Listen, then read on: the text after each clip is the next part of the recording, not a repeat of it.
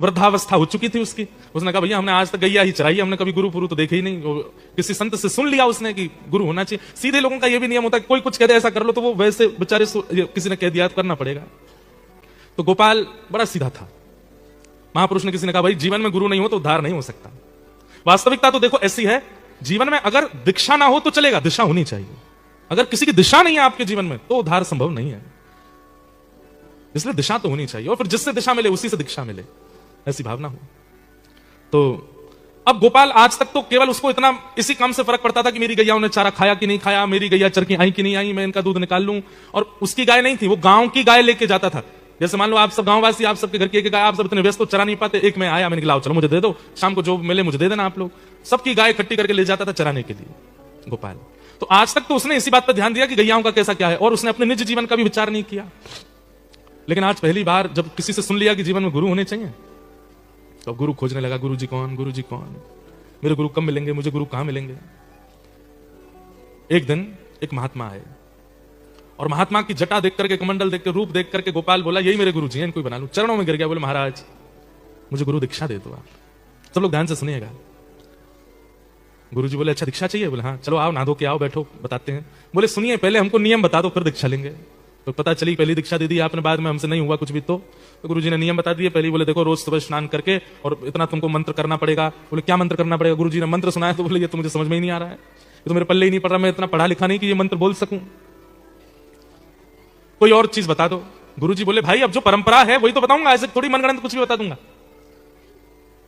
बोले देखो भगवान हम आपको बहुत स्पष्ट बता दें, हम तो गैया चराते हैं और कई बार स्नान भी नहीं करते। सुबह उठते हैं, सबकी गैया समेटी, सिर पर साफा बांधा, निकल गए, गैया चरा करके लाते हैं, हमारा तो स्नान भी नहीं हो पाता कई बार। और ये मंत्र आदि करना, नियम जाप पूजन आदि करना, ये सबसे मैं दूर दूर तक मेरे को पता ही नहीं है कैसे होता है। और अब मेरी इतनी आयु नहीं है कि मैं सीखूं पहले और फिर करूं, सीखने में ही मेरा जीवन निकल जाएगा। गुरु जी बोले तो फिर दीक्षा काय को चाहिए? रहने दो। बोले दीक्षा तो चाहिए, दीक्षा तो मुझे चाहिए, कोई बोल के गया गुरु बनाने हैं।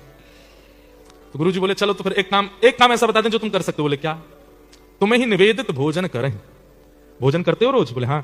बोले भोजन पहले ठाकुर जी को कराना फिर खाना, इतना तो कर सकते हो? बोले हाँ ये तो कर सकता हूं, कई बार तो मैं अपने बच्चों को पहले खिला देता हूं। बोले बस वैसे ही जैसे बच्चों को पहले खिला देते हैं फिर स्वयं पाते हैं, जैसे मां करती है बच्चों को पहले तृप्त करती है फिर स्वयं पाती है, पति को पहले पवाती है, ऐसे ही आज से तुमको करना है, पहले ठाकुर जी को खिलाओ फिर स्वयं खाओ।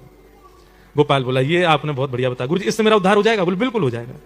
नियम करने वाले, मंत्र करने वाले, जाप करने वाले का जैसा उद्धार वैसा ही तेरा होगा। ऐसे ही आज से तुमको करना है, पहले ठाकुर जी को खिलाओ फिर स्वयं खाओ। गोपाल बोला ये आपने बहुत बढ़िया बताया गुरु जी, इससे मेरा उद्धार हो जाएगा? बोले बिल्कुल हो जाएगा। नियम करने वाले, मंत्र करने वाले, जाप करने वाले का जैसा उद्धार वैसा ही तेरा होगा, तो ये कर ले। तो गोपाल को बोल गए, बोले कि क्या करना है? ठाकुर जी को निवेदित करके पाना है। लेकिन गुरु जी ने यह नहीं बताया था कि ठाकुर जी केवल भाव में आएंगे, ठाकुर जी की सामने प्रतिमा होगी, चित्र होगा, प्रत्यक्ष नहीं आएंगे ठाकुर जी। उसको लगा कि जैसे हमारे बच्चे आके बैठ जाते हैं सामने, पत्नी आके बैठ जाती है, ऐसे ठाकुर जी बैठ जाएंगे। जहां भी गैया चराने जाता था पत्नी भोजन लेके आती, पत्नी से कहता तुम जाओ हम खा लेंगे। हाँ गुरु जी ये भी कह के गए कि गुप्त रखनी चाहिए गुरु की बताई गई बातें, नियम, ये रहस्य होता है। तो पत्नी को बोलता भोजन धर दो जाओ। बोले हमारे सामने पालो, हम पवा देते। नहीं हम खुद पाएंगे, जाओ। पत्नी बोलती ऐसे क्यों? अरे अब बुढ़ापा आ गया, अब खुद सीखना पड़ेगा, कल को तुम हमसे पहले चली गई तो तुम आदत लगा दोगी अपने हाथ से पवाने की, वो हमको खुद सीखना पड़ेगा। पत्नी बोली मतलब पक्का है कि पहले मैं जाऊंगी? बोले हम बात बोल रहे हैं, तुमको भी सीखना चाहिए, तुम भी हमारी प्रतीक्षा मत क्या करो, हम पाए उसके बाद पाओगे, तुम भी पा लिया करो और हम भी अपने आप देखा करेंगे। पत्नी ठीक है। अब सीधे साधे लोग ज्यादा बात थोड़ी करते हैं। पत्नी चली गई, उसने बर्तन खोले, सब सामग्री सामने रखी, ज्यादा कुछ तो होता नहीं था, मोटी रोटियां, कुछ गुड़ और कुछ मिर्ची वगैरह, सलाद, मूली, गाजर, बस सब्जी तो बनती नहीं थी, ज्यादा गरीब लोगों के यहाँ, गरीबी था बेचारा। सामने धर दिया, गोपाल, गोविंद, ठाकुर जी आपके जो भी नाम है मुझे ज्यादा तो आते नहीं, आ जाओ पालो। गुरु जी कह के गए आपको पवाना है फिर पाना है, और ऐसा बुला के फिर ढूंढता कहां से आ रहे हैं, कब आएंगे। गुरु जी परिचय तो बता के नहीं गए कि वो दिखते कैसे हैं, आएंगे भी कि नहीं आएंगे। तो बेचारा जैसे पशु पक्षियों के लिए दाना लेके घूमते हैं ऐसे घूमता था सब जगह।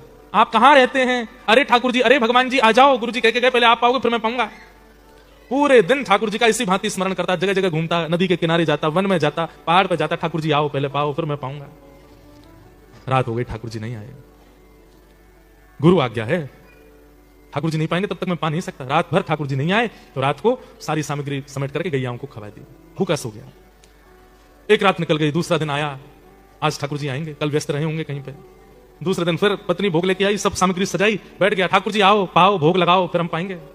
फिर से ढूंढा, कल जहां गया अब दूसरी जगह गया कि वहां तो मिले नहीं थे, यहां मिल जाएंगे, सब जगह ढूंढा, ठाकुर जी नहीं मिले। 1 दिन, 2 दिन, 3 दिन, 10 दिन, 15 दिन निकल गए। अब तो आंखें गड्ढे में जाने लगी, हाथों में कंपन शुरू हो गया, वृद्धावस्था है, मुख सूखने लगा, आंतें सूखने लगी। पत्नी कहती मुझे आप ठीक नहीं लग रहे हैं, आपको देख करके अब ऐसा लगता है कि जैसे कोई रोग हो गया है कि आपको।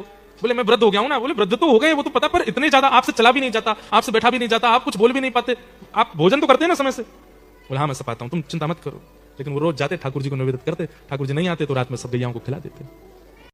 जब अनेक दिन निकल गए, बस अब इनको लगा ही था कि अब मैं जीवित नहीं रहूंगा, मेरे प्राण चले जाएंगे। पत्नी भोजन लेकर के आई, अचेत अवस्था जैसी हो रही थी। पत्नी ने कहा मैं खिला दूं आपको। बोले नहीं नहीं रख जाओ, मैं खा लूंगा और तुम जाओ वापस। सामने सामग्री रखी है, उसने नहीं पाया। अंतिम क्षण चल रहा था, ठाकुर जी को बुला रहा था, इतने में ही मुरली मनोहर श्याम सुंदर साक्षात प्रकट हो गए। प्रकट होकर के उसके सामने जैसी आए तो जितनी उसके अंदर ऊर्जा नष्ट हो चुकी थी, सारी ऊर्जा पुनः वापस आ गई, नेत्र खुल गए, ठाकुर जी का साक्षात्कार हो गया। ठाकुर जी सन्मुख खड़े हैं और सन्मुख खड़े ठाकुर जी को देख करके गोपाल नेत्रों से अश्रु प्रवाह होने लगा। ठाकुर जी के आगे वही सूखी रोटी और वो सब चीज सामग्री धर दी। भगवान बड़ा विलंब लगाया आपने आने में, अब पा लीजिए। सामान्य सी रोटी और वो जो सामग्री थी उसको ठाकुर जी पा रहे थे बैठ के, और इतने भावुक हो रहे थे गोपाल के उस प्रेम भाव पर। ठाकुर जी ने कहा अब हमने पा लिया, अब तुम भी पाओ। तो जैसे ठाकुर जी देखा तो उसके हाथ कांप रहे थे, तो ठाकुर जी तुम रुको हम पवाते हैं, और अपने हाथ से ठाकुर जी गोपाल को पवा रहे। ऐसा अद्भुत भाव ठाकुर जी को लगा।